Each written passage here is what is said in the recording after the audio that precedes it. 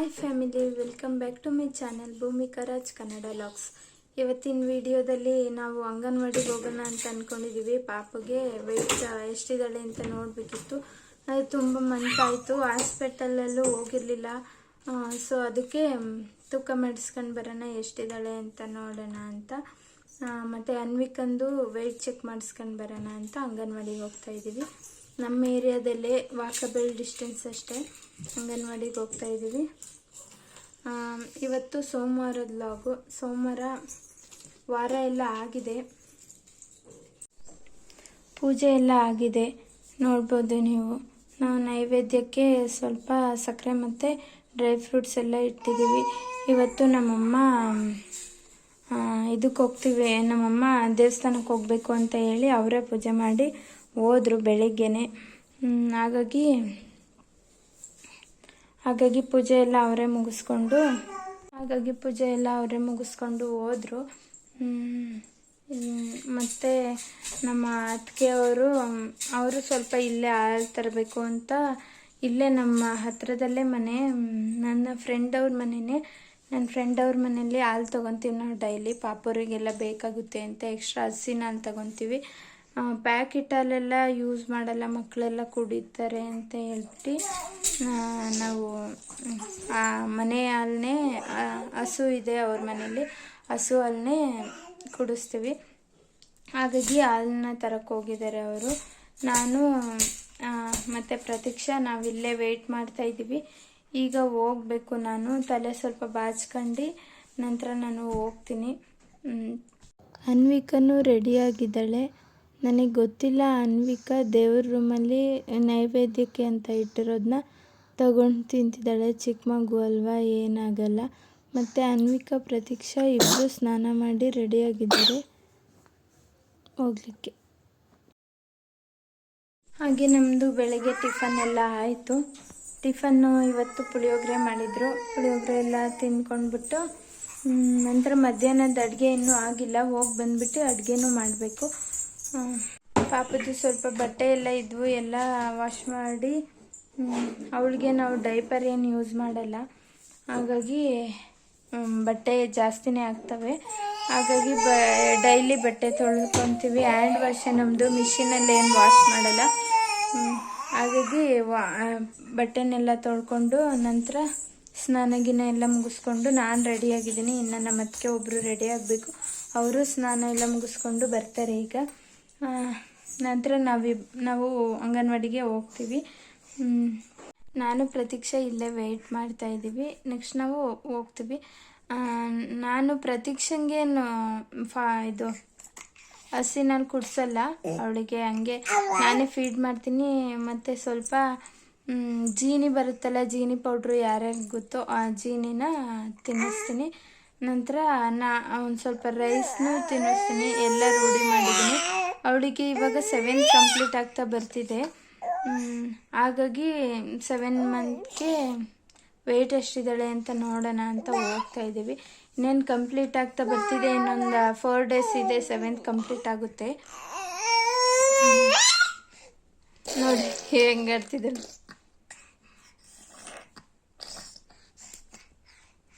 ಇವಳ ಹತ್ರ ನಾನು ಕೂತೇ ಇರಬೇಕು, ಇವಳ ಜೊತೆನೇ ಇರಬೇಕು, ಯಾರಾದರೂ ಒಬ್ಬರು. ಇಲ್ಲಾಂದರೆ ಅಳ್ತಾಳೆ, ಕೆಳಗಡೆ ಬಿಟ್ಟು ಹೋಗೋಕ್ಕಾಗಲ್ಲ. ಸಣ್ಣವಳಿಂದ ಹಾಗೇನಿರಲಿಲ್ಲ, ಈಗ ಇದೇ ಥರ ರೂಢಿ ಮಾಡ್ಕೊಂಡಿದ್ದಾಳೆ. ಸಣ್ಣವಳಿದ್ದಾಗ ಹಂಗೆ ಬಿಟ್ಟೋಗ್ತಿದ್ದು, ಸುಮ್ಮನೆ ಮಲ್ಗೆ ಇರೋಳು. ಅವಾಗ ಬೇಜಾರಾಗೋದು, ಏನು ಇವಳು ಹಿಂಗೆ ಮಲ್ಕೊಂಡೇ ಇರ್ತಾಳೆ ಯಾವಾಗಲೂ ಅಂತ ಪದೇ ಪದೇ ಎಬ್ಬಿಸ್ತಾ ಇದ್ದೆ ನಾನೇ. ಈಗ ತುಂಬ ಚೇಷ್ಟೆ ಮಾಡ್ತಾಳೆ.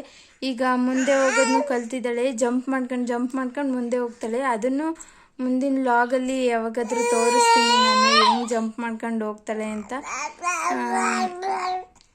ಹಾಗೆ ನಮ್ಮ ದಿನನಿತ್ಯದ ರೊಟೀನ್ ಹಿಂಗೆ ಕಳೆದೋಗ್ಬಿಡುತ್ತೆ. ಇವಳನ್ನ ನೋಡ್ಕೊಳೋದು, ಅವಳನ್ನ ನೋಡ್ಕೊಳೋದು. ಫೈನಲಿ ಹೊರಟು ನಾನು ಮತ್ತು ನಮ್ಮ ಅತ್ತಿಗೆ, ಪಾಪು ಮತ್ತು ಅನ್ವಿಕಾ 4 ಜನನೂ ಹೊರಟು. ನಮ್ಮ ಅತ್ತಿಗೆನೇ ಪಾಪುನ ಯಾವಾಗಲೂ ರೆಗ್ಯುಲರಾಗಿ ಹೊರಗಡೆ ಹೋಗ್ಬೇಕಾದ್ರೆ ಪಾಪುನ ನಮ್ಮ ಅತ್ತಿಗೆನೇ ಎತ್ಕೊತಾರೆ, ನಾನು ಅನ್ವಿಕನ್ ಕರ್ಕೊತೀನಿ. ನಾವಿಬ್ಬರು ಯಾವಾಗಲೂ ಹಿಂಗೆ ಎಕ್ಸ್ಚೇಂಜ್ ಮಾಡ್ಕೊಂಡೇ ಹೋಗ್ತೀವಿ. ಪಾಪನ ಅನ್ವಿಕಾ ನಮ್ಮ ಅತ್ತಿಗೆ ಎತ್ಕೊಂಡಿದ್ದಾರೆ. ಅನ್ವಿಕಾನ ನಾನು ನಡ್ಸ್ಕೊಂಡ್ಬರ್ತಿದ್ದೀನಿ.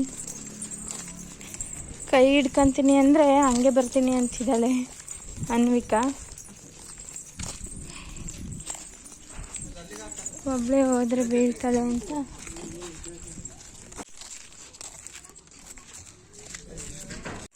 ನೋಡಿ ಗೈಸ್, ಇದೆ ಅಂಗನವಾಡಿ ಎಂಟ್ರೆನ್ಸಲ್ಲಿ ಹೋಗ್ತಾ ಇದ್ವಿ.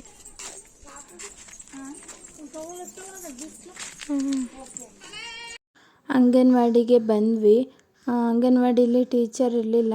ಅವರು ಎಲ್ಲೋ ಲೀವ್ ಹಾಕಿದ್ರು ಅನಿಸುತ್ತೆ ಅಥವಾ ಎಲ್ಲೋ ಹೋಗಿದ್ರು ಅನಿಸುತ್ತೆ. ಇಲ್ಲ ಅಂತ ಹೇಳಿದ್ರು ಅವರು. ಆಯಾ ಅಡುಗೆ ಕೆಲಸ ಮಾಡ್ತಾರಲ್ಲ ಅಲ್ಲಿನವರು, ಅವ್ರು ಹೇಳಿದ್ರು. ಹಾಗೆ ಮಕ್ಕಳೆಲ್ಲ ಕೂತ್ಕೊಂಡು ಊಟ ಮಾಡ್ತಿದ್ರು. ಹಾಗಾಗಿ ನಾವು ವೆಯ್ಟ್ನ ಚೆಕ್ ಮಾಡಿಸೋದಕ್ಕೆ ಬಂದಿದ್ದೀವಿ ಅಂತ ಹೇಳಿದ್ವಿ. ಹಾಗಾಗಿ ಅವ್ರ ಮಿಷಿನ್ ತೆಗ್ದು ಕೊಟ್ಟರು, ನೋಡ್ಕೊಳ್ರಿ ಅಂತ. ಆಮೇಲೆ ಅನ್ವಿಕನ್ನ ನಿಂತ್ಕೊಂಡ್ರು, ನಿಂತ್ಕೊಂತಿರ್ಲಿಲ್ಲ. ಫೈನಲಿ ನಿಂತ್ಕೊಂಡ್ಲು. ಅವಳೊಂದು 11-11.5 kg ಇದ್ಲು. ಒಂದು ಸರಿ ನಿಂತ್ಕೊಂಡ್ಮೇಲೆ ಅವಳು ಮತ್ತೆ ಇಳಿತಾನೆ ಇರಲಿಲ್ಲ. ನಾನು ಚೆಕ್ ಮಾಡ್ಕೊತೀನಿ ಅಂತ ಹೇಳಿದ್ರು ಇಳಿತಿರ್ಲಿಲ್ಲ. ಸಾರಿ ವಾಯ್ಸ್ ಓವರ್ ಕೊಡಬೇಕಾದ್ರೆ ನನ್ನ ಮಗಳು ಸೈಡಲ್ಲಿ ವಾಯ್ಸ್ ಓವರ್ ಕೊಡ್ತಿದ್ದಾಳೆ. ಡಿಸ್ಟರ್ಬೆನ್ಸ್ ಇದ್ದರೆ ಸಾರಿ ಅಂತ. ಹಾಗೆ ನಾನು ವೆಯ್ಟ್ನ ಚೆಕ್ ಮಾಡಿಕೊಂಡೆ. ನಾನು ಪ್ರೆಗ್ನೆನ್ಸಿ ಟೈಮಲ್ಲಿ 60 kg ಇದ್ದೆ. ಈಗ ಪರವಾಗಿಲ್ಲ, 52, 53 ಇದ್ದೀನಿ. ಹಾಗೆ ನಮ್ಮ ಅತ್ತಿಗೆನೂ ವೆಯ್ಟ್ ಚೆಕ್ ಮಾಡಿಕೊಂಡ್ರು. ಅವರು 60 kg ಇದ್ದರು. ಕುತ್ಕ, ಇಲ್ಲಿ ಫ್ರೆಂಡ್ಸ್ ಎಲ್ಲ ಇದ್ದಾರೆ ನೋಡು. ಫ್ರೆಂಡ್ಸ್ ಎಲ್ಲ ಇದ್ದಾರೆ ನೋಡು, ಊಟ ಮಾಡ್ತಿದ್ದಾರೆ ಅವರೆಲ್ಲ. ನೋಡು, ಅವರೇ ಊಟ ಮಾಡ್ತಾರೆ. ನಿನಗೆ ಊಟ ಮಾಡಿಸ್ಬೇಕು. ವೇಟ್ ಎಲ್ಲ ಚೆಕ್ ಮಾಡಿದ್ದಾದ ನಂತರ ನಾವು ಹಂಗೆ ಸ್ವಲ್ಪ ಮಾತಾಡಿಸ್ಕೊಂಡು ಹೊರಟು. ಅವರಿಬ್ರು ಅತ್ತೆ ಸೊಸೆ ಮುಂದೆ ಹೋದ್ರು. ನಾನು ಇವಳನ್ನ ಕರ್ಕೊಂಡು ಬರೋಣ ಅಂತ ಬರ್ತಾ ಇದ್ದೀನಿ. ನೋಡಿ ಹೆಂಗೆ ಆಡ್ಕೊಂಬರ್ತಾಳೆ ರೋಡಲ್ಲಿ. ಕೈ ಹಿಡ್ಕೊಂತೀನಿ ಅಂದರೆ ಹಿಡ್ಕೊಳಕ್ಕೆ ಕೊಡಲ್ಲ. ನಾವು ಸ್ವಲ್ಪ ಟೀಚರ್ ಹತ್ರ ಏನೋ ಇನ್ಫಾರ್ಮೇಷನ್ ಕೇಳಬೇಕಿತ್ತು, ಆದರೆ ಟೀಚರ್ ಇರಲಿಲ್ವಲ್ಲ. ಹಂಗಾಗಿ ಅತ್ಲಾಗ ರಿಟರ್ನ್ ಬಂದ್ವಿ. ನಡಿಯಪ್ಪ ಬೇಗ ಹೋಗೋಣ.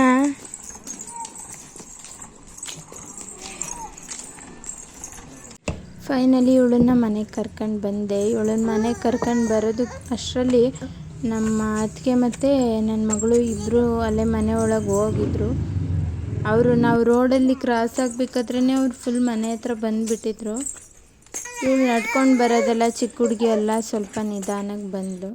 ಹಾಗೆ ನಮ್ಮಮ್ಮ ಬಕ್ಕನಕಟ್ಟೆ ಜಾತ್ರೆಗೆ ಹೋಗಿದ್ರು, ತಿಂಗಳು ಪೂಜೆಗೆ ಹೋಗಿದ್ರು.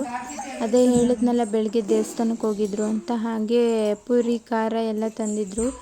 ಎಲ್ಲ ಕುತ್ಕೊಂಡು ತಿಂದ್ವಿ, ಕಾಫಿ ಕೂಡ ಕುಡಿದ್ವಿ. ನಂತರ ನನ್ನ ಮಗಳು ಮಧ್ಯಾಹ್ನ ಆಗಿತ್ತಲ್ಲ, ನನ್ನ ಮಗಳಿಗೆ ಹೊಟ್ಟೆ ಹಸಿತಿದೆ ಅಂತ ಅದೇ ಜೀನಿನ ಮಾಡಿ ತಿನ್ನಿಸ್ತಿದ್ದೀನಿ. ಅನ್ವಿಕಾನು ಇಲ್ಲಿ ಊಟ ಮಾಡ್ತಿದ್ದಾಳೆ. ಇಬ್ರಿಗೂ ಊಟ ಮಾಡಿಸಿ ಹಾಯ್ ಗುಡ್ ಈವ್ನಿಂಗ್ ಫ್ರೆಂಡ್ಸ್. ನಾನು ವಿಡಿಯೋನ ಅಲ್ಲೇ ಸ್ಟಾಪ್ ಮಾಡಿದ್ದೆ. ಯಾಕಂದರೆ ಕಾಫಿ ಕುಡಿದು ಊಟ ಎಲ್ಲ ಮುಗಿಸೋ ಅಷ್ಟೊತ್ತಿಗೆ ಸ್ವಲ್ಪ ತಲೆನೋವಿತ್ತು ಇಬ್ಬರಿಗೂ. ಬಿಸಿಲಲ್ಲೆಲ್ಲ ಹೋಗಿ ಬಂದಿದ್ದಕ್ಕೆ ಅನಿಸುತ್ತೆ, ಯಾಕೆ ಅಂತ ಗೊತ್ತಿಲ್ಲ, ಸ್ವಲ್ಪ ತಲೆನೋವು ಬಂದುಬಿಟ್ಟಿತ್ತು. ಹಾಗಾಗಿ ಇಬ್ಬರು ಒಂದು ಸ್ವಲ್ಪ ಹೊತ್ತು ರೆಸ್ಟ್ ಮಾಡೋಣ ಅಂತ ಮಲ್ಕೊಂಡ್ವಿ. ಈಗ ಎದ್ದು ನಮ್ಮ ಅತ್ತಿಗೆ ಕಸ ಎಲ್ಲ ಗುಡಿಸಿ ರೆಡಿ ಮಾಡಿದ್ರು. ಸಂಜೆ ಕಸ ಗುಡಿಸಿ ಈಗ ಪೂಜೆ ಮಾಡಬೇಕು. ಅಂಗನವಾಡಿಲಿ ವೆಯ್ಟ್ ಚೆಕ್ ಮಾಡಿದ್ವಿ. ಅಂಗನವಾಡಿಲಿ ವೆಯ್ಟ್ ಚೆಕ್ ಮಾಡಿದ್ವಿ. ವೆಯ್ಟು ನಮ್ಮದೆಲ್ಲ ಚೆಕ್ ಮಾಡ್ಕೊಂಡ್ವಿ. ಪಾಪು ಚೆಕ್ ಮಾಡೋದಕ್ಕೆ ಅದಕ್ಕೆ ಬೇರೆ ಸ್ಕೇಲ್ ಇರುತ್ತಲ್ಲ, ಅದು ಸಿಗಲಿಲ್ಲ ನಮಗೆ. ಹಾಗಾಗಿ ಒಂದು ಲಾಸ್ಟಿಗೆ ಅದರಲ್ಲೇ ಕೂಡಿಸಿ ಟ್ರೈ ಮಾಡಿದ್ವಿ. ಅವಳು 7 ಮಂತ್, ಈಗ 7 ಮಂತ್ ಕಂಪ್ಲೀಟ್ ಆಗ್ತಾ ಬರ್ತಿದೆ. ಅವಳು ಇವಾಗ 7.5 kg ಇದ್ದಾಳೆ. ಪರವಾಗಿಲ್ಲ, kg ಜಾಸ್ತಿ ಆಗಿದ್ದಾಳೆ. ನನಗೊಂದು ಅದೊಂದು ಖುಷಿ ಇದೆ.